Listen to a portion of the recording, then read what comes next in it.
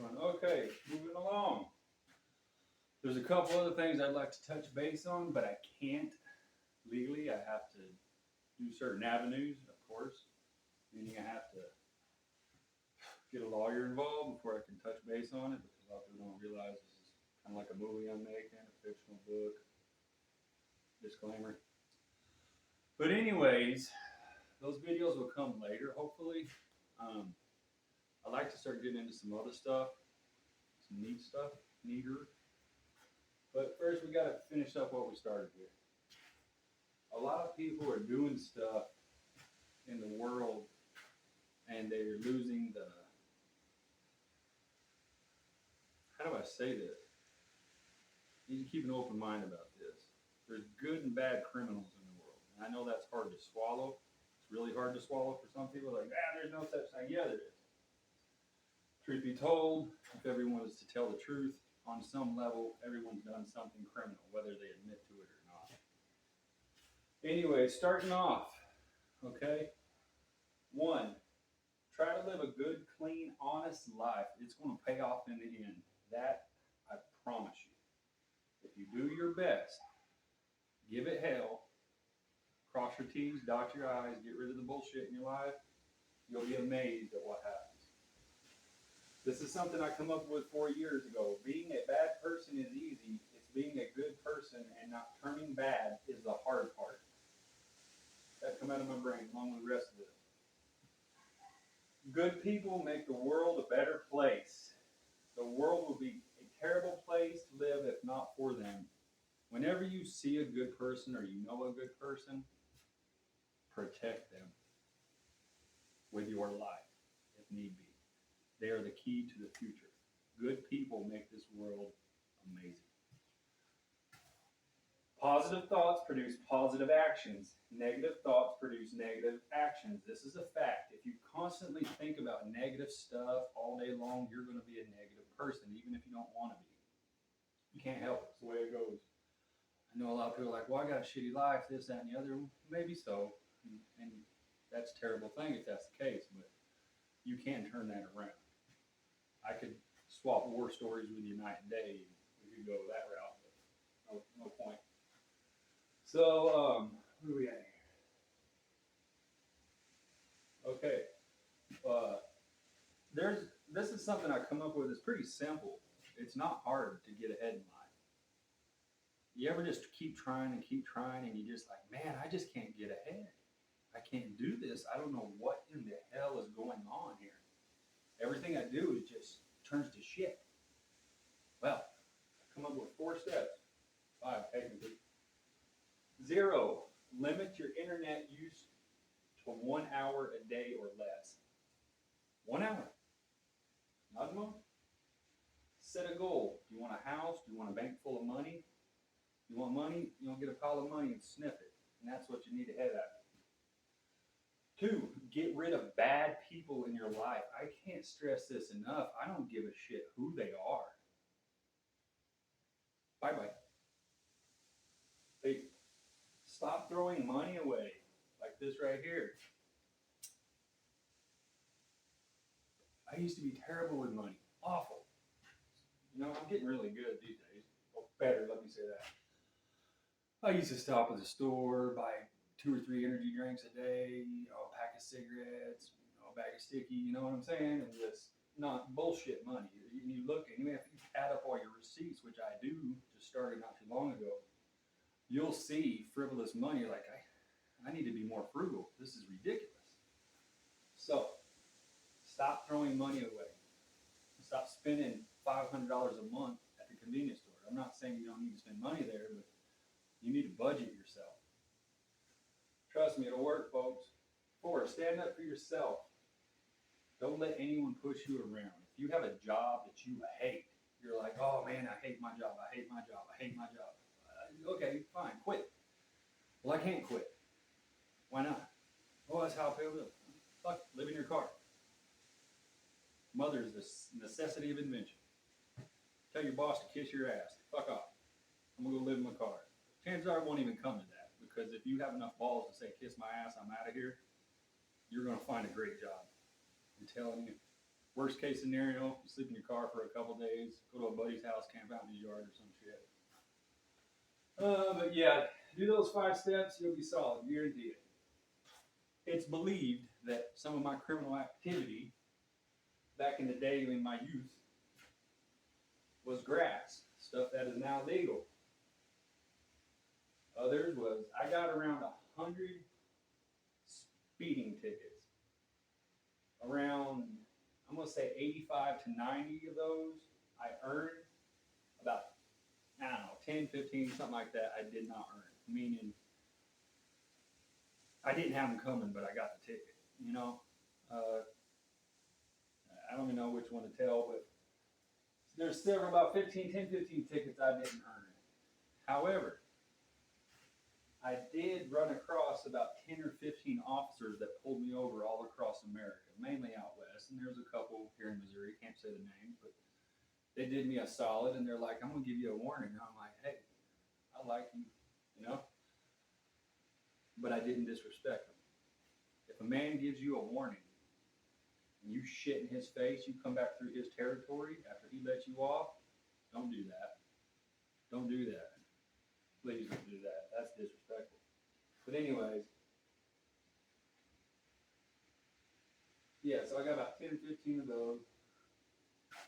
Getting even with evil, balancing vengeance for the good, humans making wrongs right. I can't touch base on that for several reasons. I don't want it. It gets pretty dark.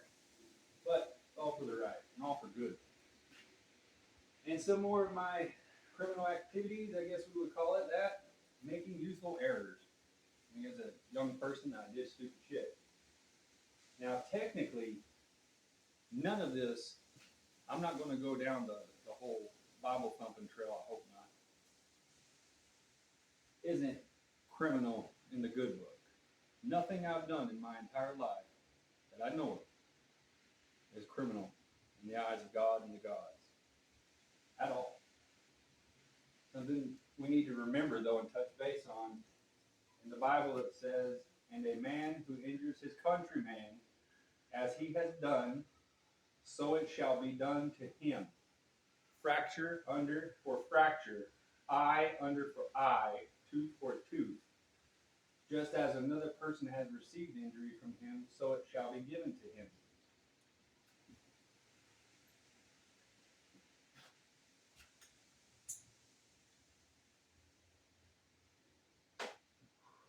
Some of us know this one, but this is the original version of this. I will carry out great vengeance on them and punish them in my wrath. Then they will know that I am the Lord when I take vengeance on them. That's how that originally goes. There's a reason I say that. Because in one part of the Bible, it says an eye for an eye. You know, if someone wrongs you, if they commit a crime against you, if they rip you off, give it back to them tenfold.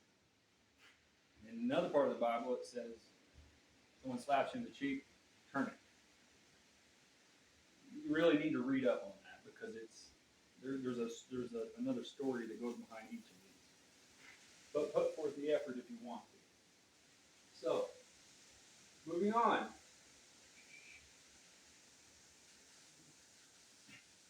Where are we at? We're going to go.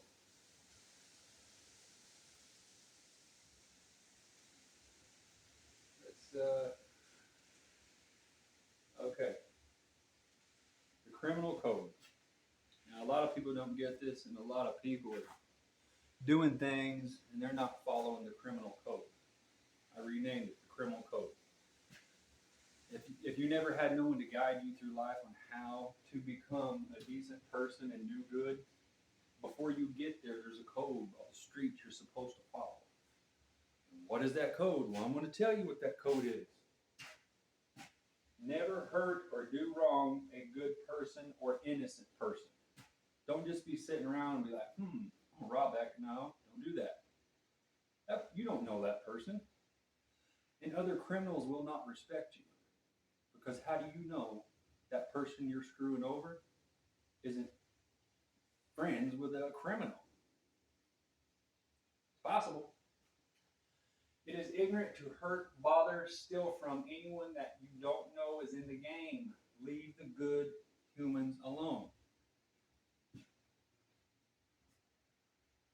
got someone living their life not bothering you or anybody in any way, those are the people you want to never hurt, never bother, never do nothing to. And if you're not smart enough to figure out why, then I can't explain it to you. You're on your own. Feast on the ones that deserve to get got. Simple. Find the worst humans possible. I know that sounds kind of a little bit off, but it's the truth. Just because you're a criminal doesn't mean you're a bad person. It just means you haven't found the right way yet. You can be a criminal and still be a good person. You just haven't had someone to show you the door. It's easy. If you wait long enough in life, someone will shit on you or someone you know. Go after them, not the good people. Leave the good people alone. I'm telling you, I'm not saying it's karma. I'm saying it will come back on you tenfold. Don't do it. I've seen people do it. I'm like, you won't get what's coming to you, and you take it and go on with it. So,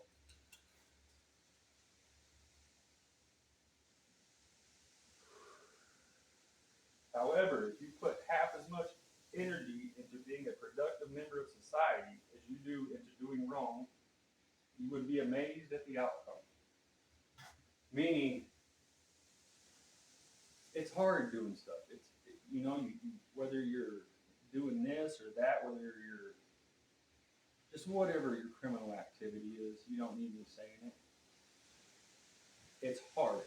And if you put that much effort into it, then why can't you put that much effort into being a productive member of society? Even though you might have a past and a shady record, it's going to be hard as hell. I mean hard, but you can pull out of it, I promise. Set your goal, get rid of the bullshit, get rid of your bullshit friends, get rid of everybody, say bye-bye. I got to fix my life. I want nice stuff. I want this. I want my biggest worry for the day is, what do I want to eat at night? Steak or lobster?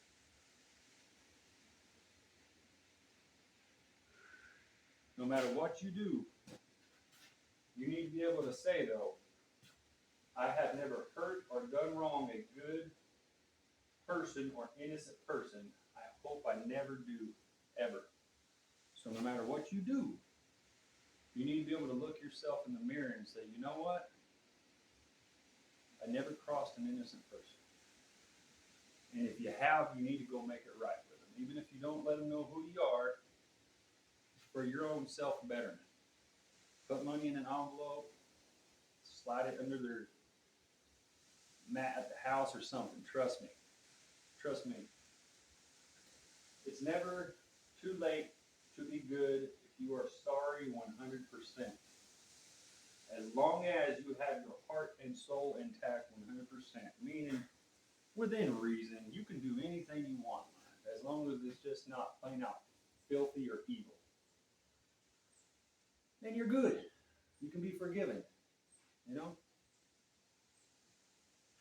just because you think you're one way or you've been raised one way and you think, well, this is the only way I can be, this is the way I've been taught, maybe so, but you can change the path of your life.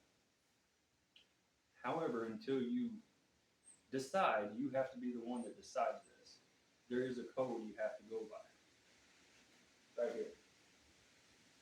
Because if you break this code, you'll get by with stuff for a while. But I'm telling you, people around you, even if you go to prison or jail and you're telling your stories,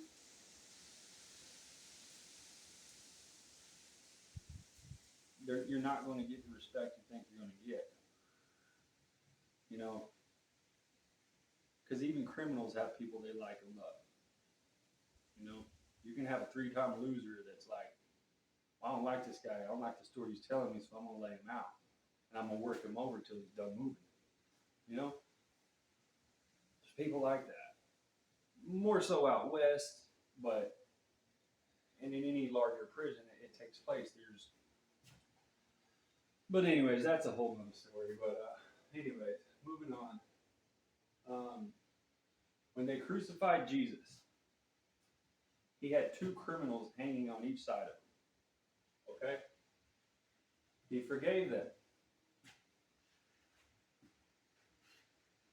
And indeed, we have been condemned justly, for the sentence we received corresponds to our crimes, said the criminal. But this man has done nothing wrong. Speaking of our God.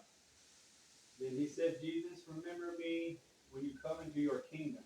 He replied to him, Amen, I say to you, today you will be with me in paradise. Our Savior said this to two criminals hanging beside him. So what does that mean? That means if here in America, in England, in that area, our God is Jesus Christ. If he can forgive people for their wrongs, if they're 100% sorry for what they've done, and not just a fake sorry, then why can't you? Right there. Look it up. This is the way it is. This is just facts of life. This is things that's, yet again, in the 70s. I'm not saying bad stuff didn't happen back in the day, because it did. But there was a code up until the 70s. And somewhere in the 70s, that code has been broken. So, yes, people has done bad stuff all the time, but there was always, you never went out of your circle. You never harmed an innocent person, because no matter what, that was the one thing you didn't do. Now, I'm not saying there's not people out there that's batshit crazy, or they just get harassed so much that they snap, because I think that's what's happening today in the world we live. I'm not going to start pointing fingers, because that's part of I need to contact a very good lawyer, separate from what I normally deal with. It's a very, very touchy subject. Very touchy. But I think after people are pushed so far, and they try their best, instead of going to that person that made them snap and dealing with that one person that pushed them that far, they take it out on innocent people. And if I could just tell them, don't do that. Please don't do that. Those people have done nothing to you. I'm sorry for whatever's happened to you. But you probably need to go to that person that pushed you to the red zone and like, hey, you won the lottery, Big Daddy.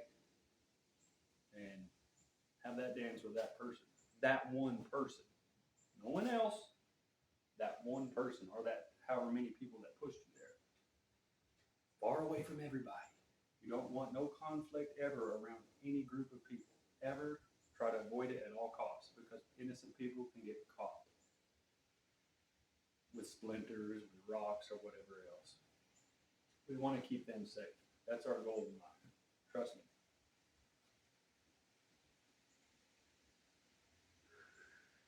So that's more or less the gist of it. It's not hard. It's really not. I mean, it's just basic stuff. And if you're bored out of your mind and you just don't know what to do in life, and every day is the same old thing, and it's just, the Groundhog Day over and over, try something different. Why not? What could it hurt? Give this a year. Give this 6 months. And in 6 months, if you hate your job, quit and try like hell. Get rid of your bad friends. Get rid of any bad habits you have. And watch. Sit down with a calculator and pencil and add up all the money you waste through the year, even if you just guesstimate it. You don't even have to be spot on. You're just guesstimating. And write that number on a piece of paper and hang it on your door as you go out the door each day. Now, it may not happen right away, but eventually, like, damn, I wasted 10, 15, 20 grand this year on bullshit. And I have nothing to show for it. Add that up over the years of your life. That's a Ferrari. I'm not kidding. You just pissed away a Ferrari. Maybe not all at once, but if you added it up, you'd be like, damn. Something to think about. But it's just steps. That's all it is. Wasteful. Wastefulness is I'm guilty of it in the past. I hope that I never go back there. But standing up for yourself, um, again, I'm not saying go out and go on a rampage or anything. I'm saying you got to stand up for yourself. And I hate to bring movies in on this, but I got to. There's a movie called Back to the Future, and Back to the Future was a fictional thing, but it had a very good meaning in it. And if you get a chance, watch part one. I think it's part one. Well, at the beginning, it shows Michael J. Fox's mom and dad in a very shitty life. You know, very sad, very everything's awful. Well, they're all sitting around the dinner table. The house is real shabby. Nobody has a good vehicle to drive. And then at the end of the movie, his dad stands up for himself. Well, it changed the course of time because when you stand up for yourself, you don't let people walk all over you. You don't let people push you around. You don't settle for nothing but the best. I mean, it's simple. I gotta be honest, an ass kicking don't hurt that bad. I've given a few and gotten a couple. You know, it's really not that bad. It doesn't matter. Who cares? You win some, you lose some. Whether it's figuratively or literally, it doesn't matter the ass kicking. But if you go through life afraid of everything and afraid of trying to better yourself, staying in the same shit job, the same shit relationship, chasing the same toxic people, we don't got a lot of time here. The average person has between 60 and 80 years. 60 if you're lucky, 80 if you're really lucky, and if you're super lucky, 90 to 100. So why not make those years count? Why not do something? Give it your best. Give it your all. Go out swinging. What could it hurt?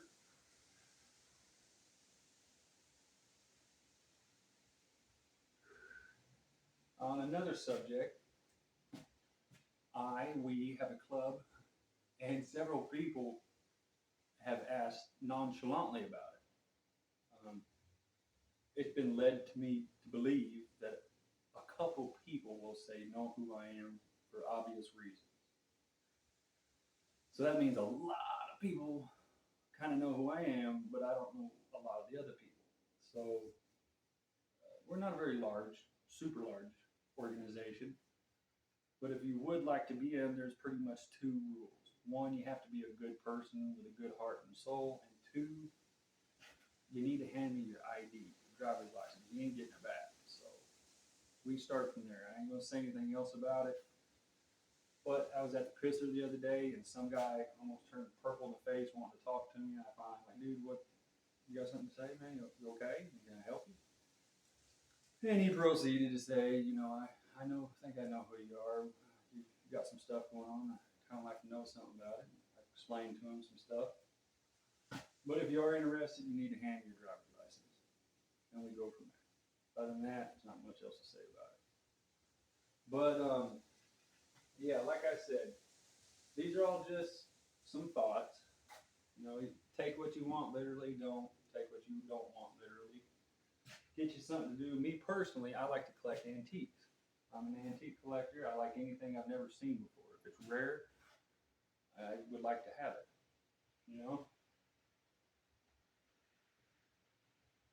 Guess I do a little show and tell. The other day, I'm browsing a Craigslist because I don't have Facebook, and Facebook won't let me on Marketplace unless you have a Facebook account. It'll let you look, but it'll eject your ass out of there, and you can't talk to anybody. So, anyways, I find this couch, or two chairs actually, and right out of the 70s. Super cool, super awesome. Both of them $50. I'm like, I can't beat that. That's a $600 set of chairs, and maybe even $1,000. It's out of the 70s, and someone took care of it. I'll show you a video here in a sec. So I go to the lady's house and pick them up. Everything's good. And actually, I got a retro dinette set too. I'm not sure if I want to keep or flip or whatever, but so I did everything but the smell test, and I got it home. I'm happy, and then I didn't realize it, but it had belonged to a 90-year-old woman who didn't have a lot of people visiting her, and she had cats. So the cats sprayed on the chair, so I have to commercially clean them and do the cushions up and stuff. But if you actually look for something to, you know, entertain yourself with. If you're just spending all day long on the internet and not getting nothing out of it, you're just kind of, it's not healthy. You know, if you do get on the internet, you probably ought to get on there for something positive. And I understand Facebook is really addictive and it's really cool because I had it one time, but it's also kind of a toxic place. There can be some super awesome people, and there is some super awesome people on Facebook. And that's what drew me to it to begin with. But there's just so much arguing all the time. It's like, I can't get a word in edgewise because people were always arguing. And maybe it's getting better. I don't know. I have no idea. But anyways, so show you a couple of my things I scored here. Look at that. Isn't that just the funkiest thing? Look at the pattern on that. You just don't see this stuff anymore. And to some people, they may not give a shit, but to me, something that's, 40, 50 years old that looks this clean, you know what I'm saying? It's rare, it's different. Here's the chairs.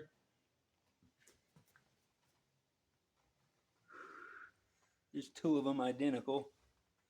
They're low pro. Here's the funky fresh table. I got to clean all this stuff up really well. Here's the chairs. I believe there's 8 of them. Also paid $50 for all this. Now, in reality, these chairs and the table, I don't know what they're worth. I really don't want to say because I don't know. I mean, you can just guess all day long, but anyways, if you find something to do to occupy yourself, you'll find that life can be pretty interesting. You'll find that you never know what you're going to find. I mean, honestly, at the end of the day, I think I got enough time for the camera shuts off. So, a long time ago, in Las Vegas, I used to buy storage units in the 90s before storage units were popular. Back then, nobody wanted nothing to do with them until all these storage wars and all that shit coming out. So I probably bought around 100 units. And out of those 100 units, I probably had, I'd say 10 home runs, at least 10 home runs. And one of the home runs I had,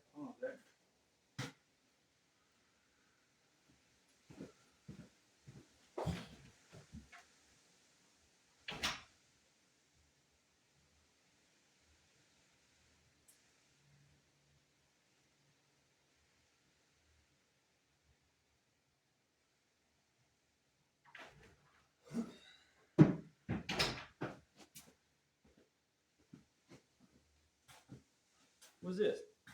I'm going through some boxes, right? And I see his book. I'm like, that's Chuck Norris. I think that's a book he wrote. So in here it shows all his style of fighting and stuff. This is his.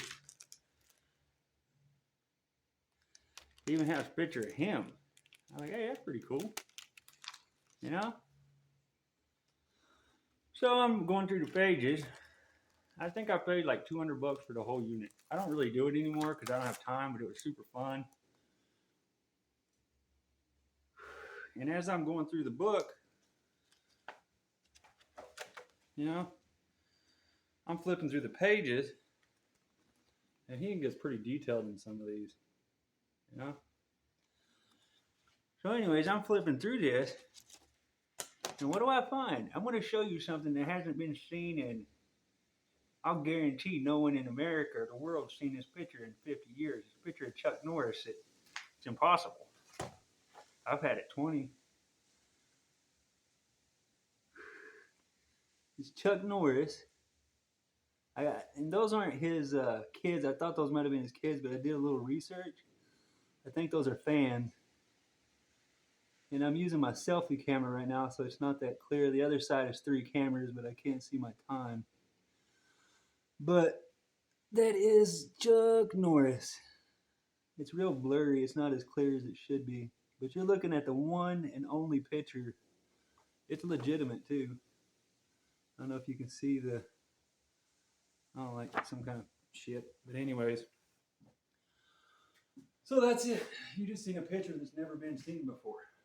Ever. Out of all the millions or hundreds or however many pictures of Chuck Norris is floating around out there, there's one from the 70s, I'm guessing. You never know what you find if you get out and go and do stuff. But if you sit around all day long looking at the phone, never enjoying life, you never know what you're going to find. Now, how much is that picture worth? I don't know. I know on a bad day, it's worth $100, and on a good day, 1,500.